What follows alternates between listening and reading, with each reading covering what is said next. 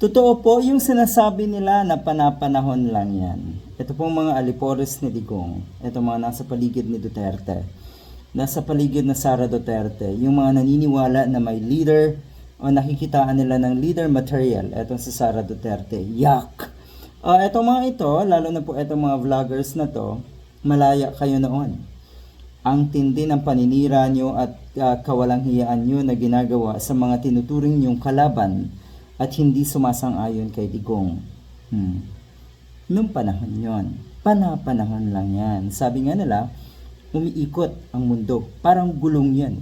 Pero sa puntong ito, sa tingin ko, nalubak na yung gulong at napailalim kayo. At wala nang pag-asa na kayo ay makaahon pa. Hanggang doon na lang eh. Nalubak na kasi yung gulong.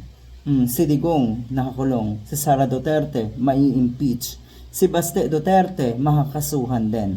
At yung mga alipores nga na itong mga Duterte, lalo na po yung mga senador at ang iba pa, ay isa-isa na nakukulong. Kaya tama, panahon lang yan.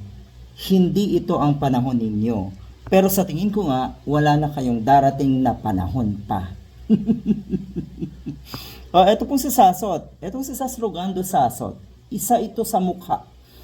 Ito yung mukha ng fake news dito sa ating bansa. Mukha ng kawalang hiyaan sa ating bansa. Mukha ng nagmamagaling dito sa ating bansa. Pero lahat yan, lalo na yung pagmamagaling, lats tong gonggong na ito. Wala to. Ayan. Huli na po. Huli na ang pagbigay mo or pag-apology mo kay NBI Director Matibag. Attorney Melvin Matibag at sa kanyang asawa. Siguro nakikinikinita na itong si Sasot na isa siya sa matutumbo, isa siya sa pananagutin ni Director Matibag, ni Attorney Matibag. Kaya eto at nagbigay ng apology. Ito ay tungkol doon sa kanyang ipinakalat na kasinungalingan tungkol sa ari-arian ni Melvin Matibag, na Attorney Matibag sa US, na ang totoo pala nun ay kapangalan lang niya. Ganyan kalala. Ganyan kayo kawalang hiya.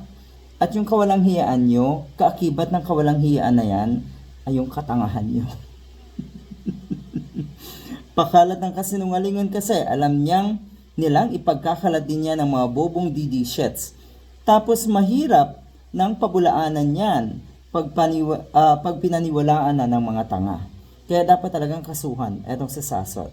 At sa tingin ko rin, hindi titigil si Attorney Matibag hanggat hindi na sasawata yung lahat na sumira sa kanyang credibility.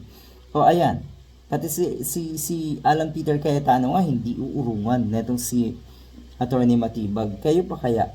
Napakasimple lang yan. In a snap of a finger, baka kulong ka na, Sasot.